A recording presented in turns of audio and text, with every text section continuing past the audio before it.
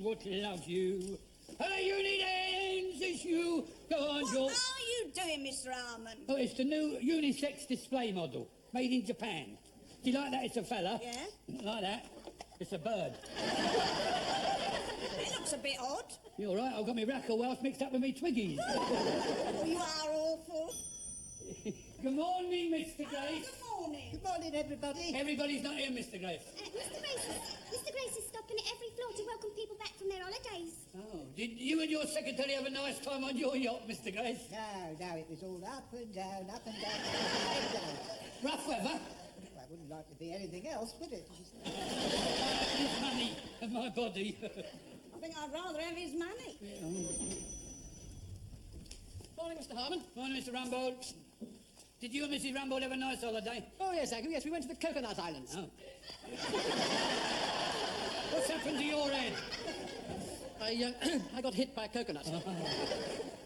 Get this model off the floor until it's dressed, Mr. Harmon. The customers will be coming in before long. Yeah, you can't go. Hold my hand, I'm a stranger in paradise. Come on, go.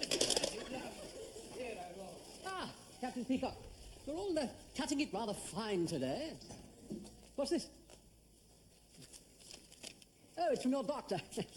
This is to certify that S. Peacock is suffering from a throat condition acquired during a yodeling holiday in Switzerland. I have prescribed for him larynx pills, a gargle, and nodule-gone throat spray. Yes, although fit for work, he should use his voice as little as possible. Dear me. Won't the customers think it rather strange if you don't speak to them? I find it even more strange if I do speak to them. I'm sorry, Peacock. You must admit it's an extraordinary effect. If I use this throat spray, it temporarily cures it. What happened to your head? Coconut fell on it. I'm sorry, sir. That's very funny. When did you think you'll be better? Well, in about a week, sir. Unhappily, there are one or two unfortunate side effects. Ash out! Hey! Like that. Oh, never mind, I'll get it. Oh. Sorry. We'll send out for some more. How long does this stuff last? Not very long. Good heavens, what's happened to your heart? My what? Your heart, your head. What's the matter with your voice? Oh, well, I spent my holiday taking elocution and deportment lessons. Good morning, Mr. Rumbold. Morning, Miss Brahms. I must say it's a remarkable transformation. Yes, well, I had my voice on one of their tapes, and I must say it didn't half sound dead common.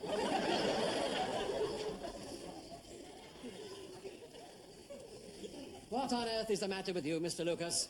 I burnt my feet in Skegness. In Skegness? Well, there was this female acrobat, you see, and she took me back to her flat. She was just showing me how to juggle with a couple of grapefruit and a cucumber standing on my head when her father came in. Well, what's this got to do with burnt feet? Well, he's a fire eater on the pier. He took one swig of paraffin from his zip flask, flicked his Ronson, breathed out, and it was towering inferno with me going head first down the fire escape. If he hadn't been short of breath coming up the stairs, I wouldn't be able to sit down either. It's a pity you didn't singe your hair. It looks dreadful. Yes, I'll get it cut right away, Mr. Rumbold. No, you will not, Mr. Lucas. You will do it in your coffee break.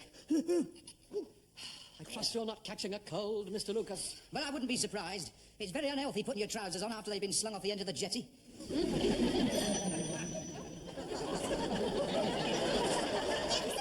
never seen such a whopping conch. Before anybody else makes any funny cracks, this is a plastic cover. My nose caught a touch of the sun on the Costa Blanca, and this here contains soothing ointment, which must be kept on as long as possible. No, I wouldn't take it off, Mrs. Slocum. It balances the rest of your face. When I want advice from you, I'll ask for it. Samson.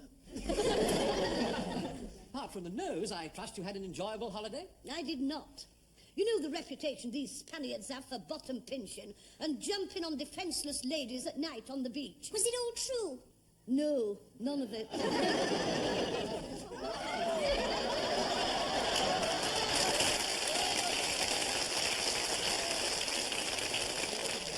As you can see, I've come straight from the airport. And you are very nearly late, Mr. Humphreys. You're lucky to have me here at all. I got a customs officer that was working to rule. What are you looking for, I said. We're on the trail of an international gang of rhinoceros horn smugglers, he said. Well, I'm not hiding one where you're looking, I said. The hold all isn't big enough. Anyway, I've only been to Guernsey. You can't serve customers dressed like that. I'm surprised they let him into Guernsey dressed like that. Well, I've got my other clothes in here. In a couple of ticks, I shall be back to my normal self. As near as I can be. Captain Peacock, how nice to see you. Did you have a pleasant holiday? Yes, very nice. I'm going to take the mickey. I'm sorry I am. Don't go, Mr. Humphreys. I have a small announcement to make. Excuse me, Mr. Rumble, before you start spouting, I've got Captain Peacock throat spray from the chemist counter. Oh, thank goodness for that. He got a throat infection during a yodeling holiday. Has that made it all right? Yes, thank you, sir, for the time being. I caught it during the Alpine horn competition. Unfortunately, my team were all using the same horn, and I was in last, and in the excitement, I forgot to wipe the end. Well, that can happen when you're in a hurry. Now, as I was saying, I have a small announcement to make. Yeah, Mr. Lucas. Now, as you know, Mr. Tebbs is taking over as head of the gentlemen's department. And I must say, Mr. Humphreys was considered for the position, but the board felt that he was too young. I'm disappointed, but flattered. Mr. Tebbs, are you there? I'm here, Mr. Rumble, waiting and eager. This is Mr. Tebbs. Good morning. I think he's known to most of you. 10 years in bathroom fittings, 3 in footwear, almost entirely responsible for modernising greeting cards and novelties, and finally 4 years in bedding. You've left out soft furnishings. Have I? Yes, that was between bathroom fittings and footwear. How long were you there? 18 months. Mr. Tebbs was also 18 months in soft furnishings. Yes, I resigned when they introduced beanbags. Right. Yes, well, with a record like that, I'm sure we're all honoured to have him with us. Now, this is Mr. Humphreys, your senior assistant. I'm sure if there's anything you can't find, he will find it for you.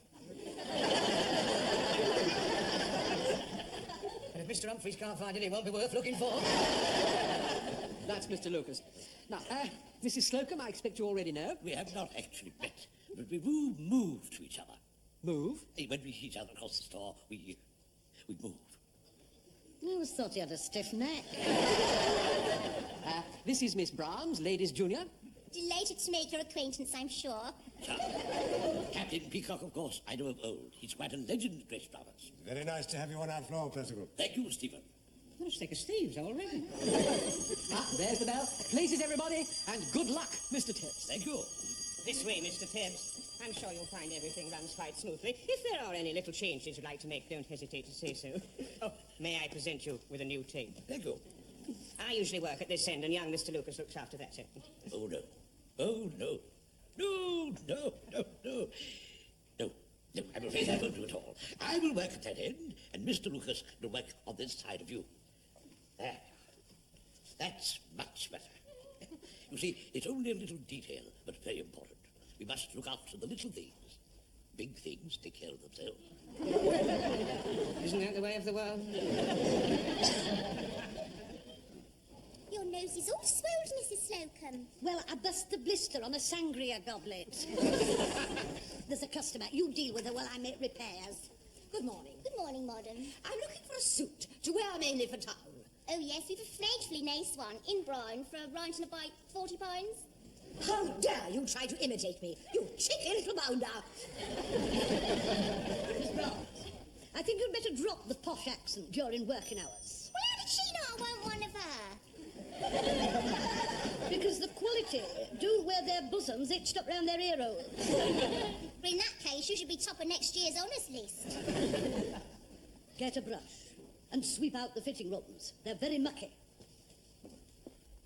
And it's the last time I discuss my blister with you on a friendly level. Ah, that's much better, Mr. Humphreys. Quite dapper. Did you get that suit off Peg? Well, yes and no. My mother shortened the sleeves, and I've got a friend who's a wizard with gussets. Quite a contrast to Mr. Lucas. That handkerchief is not up to my standard. Does the boy know how to flute? Well, he has been shown, Mr. Tebbs, but he's very forgetful. Let us all do it together. These handkerchiefs on the counter. Grasp the centre with a forefinger and thumb. Lift. Prepare to flute. Flute.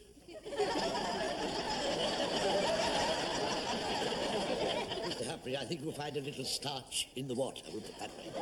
It's nice to know there's a cure. Bend, reverse, insert, and flap. And that's how I want to see them every morning. Just so. I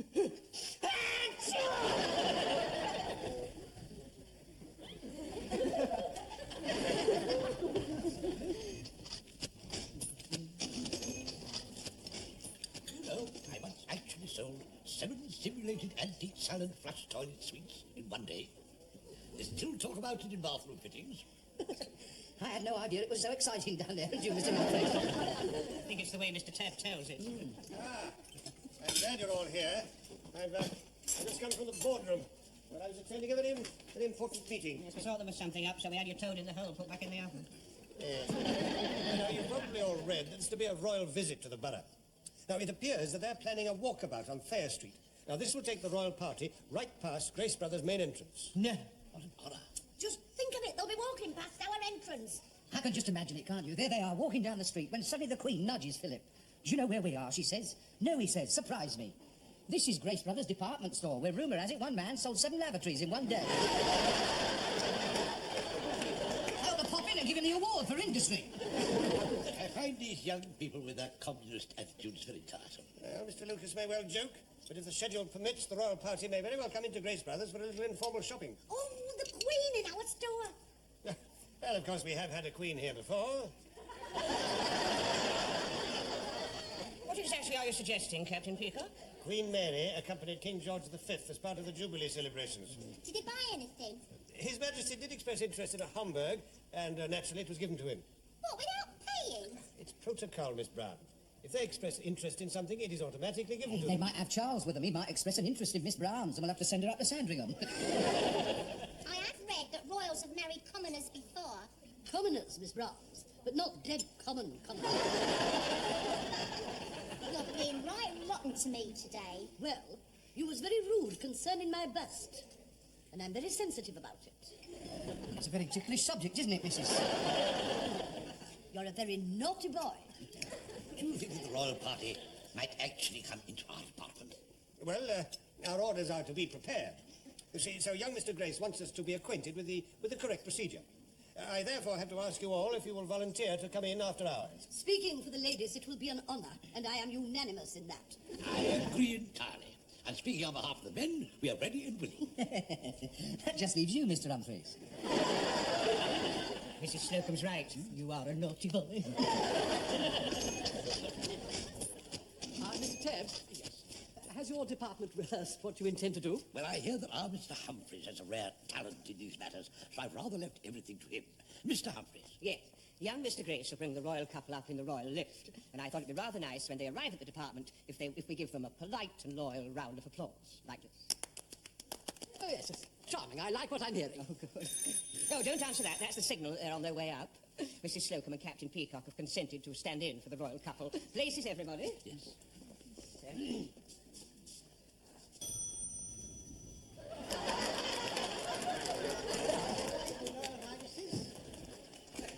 Hang on a minute, Your Royal Highnesses, hang on.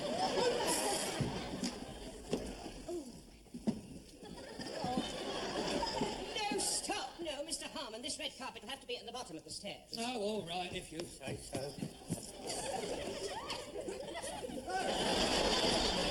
Nat, if that had been the real thing, you'd be in the Tower of London. Just leave it where it is for now. You can't come up in the same lift as them. Oh, I see, I'm rubbish, aren't I? Let me tell you, it's people like me that stand and cheer and wave flags as they gallop past in their coach. You're not in the coach with them, though, are you? Right, we'll carry on. Now then. Start again, start again. There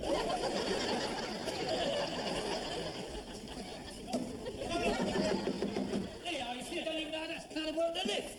Hey, now, Mr. Grace, he's gone off with the Queen. Well, I'm sorry, Your Majesty, my elbow must have caught the back. Well, accidents will happen. Better if we start again inside the lift. Yes, but hurry up. Now, all of you, stand by for the applause.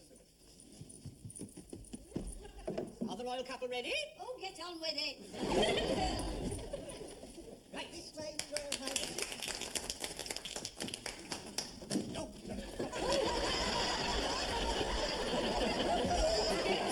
Forget the sword. Just undo the bell. Hang on.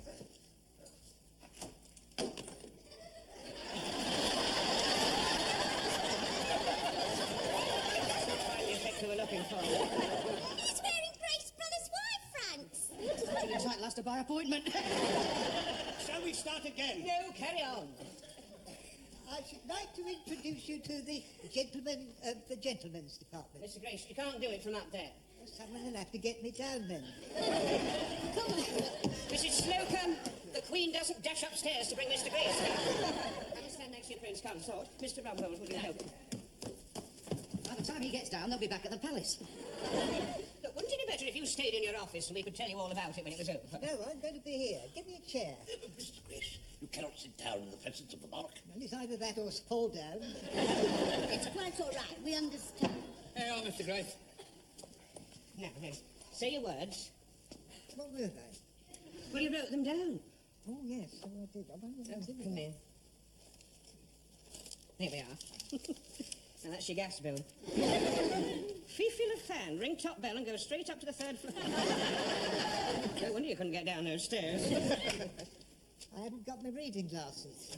After me, it gives me great pleasure It gives me great pleasure to welcome you to welcome you to Grace Brothers Gents to Grace Brothers Gents Department. Department. Here, how come she's been introduced to the gents first? Yes, I was wondering that. Yes, supposing she wants to go to the ladies first. Well, we'll just have to hang around for a bit. Now, we'll take it from where the royal couple approached the gents' department. Right, hang on, let me get to my position. Right, go. Stop. Wait. Men's wear. Oh, hello, Mother. No, love, no, I can't talk now because I'm rehearsing for the Queen's visit. No, not to your place, dear. No, here, Grace Brothers. Grace Brothers, where I work. The vicar's with you? Well, what's that got to do with me? Well, I can't help it if his church roof's leaking. Look, I'll tell you what, under my mattress there's an old football sock full of pound notes. No, don't give him the money, give him the sock. Come there, roll it up and bung it in the roof of the church and pray for a drought. Sorry about that. Now, where were we? My husband and I was about to approach the gentlemen's department, and could you please get a move on? These shoes are playing havoc with my bunion. Carry on. Lucas. Mr. Lucas, you're going too far. All you've got to do is bow. Your Majesty, it is a great privilege and an honour for a humble store such as ours. Mr. Rumbo, you can't bow with that plaster on your head, it's macabre. Do I have to make some sort of gesture of respect? If you're going to bow, we'll have to cover it up. Excuse me. Here. Control yourself, my dear. Now, carry on. Here, follow me.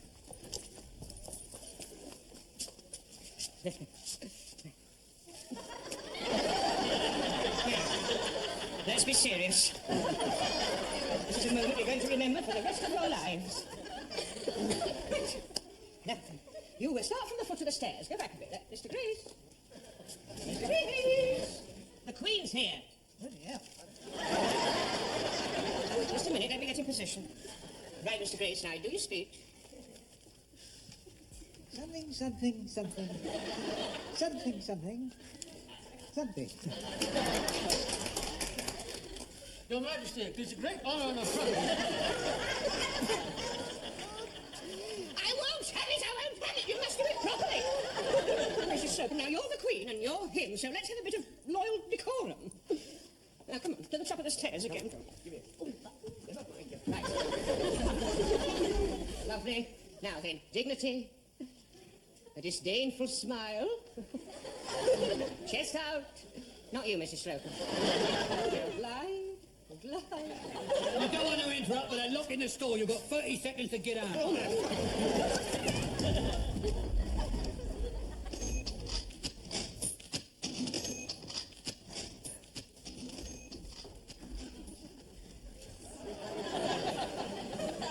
The royal party is already in the borough. You ladies from display should have finished by now.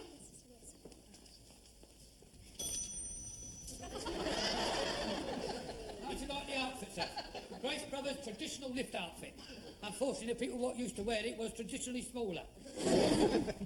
I don't think the royal party want to see your combinations, Mr. Harmon. haven't you got any longer socks? No, Mr. Rumble, but if it pleases you, I'll go over them with black aerosol. Ah, you look very smart, Captain Peacock. Thank you, sir. I hope the Queen don't mind the smell of mothballs. Where is everybody? We're free. And ready for inspection. Ah, very nice, Percival.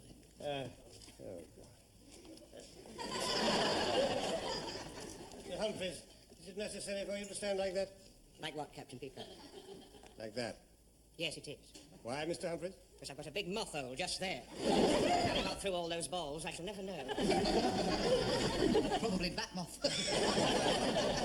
So it is necessary for me to stand like this. Mr. Humphreys, won't you find that a bit of a strain? Funnily enough, it feels quite natural.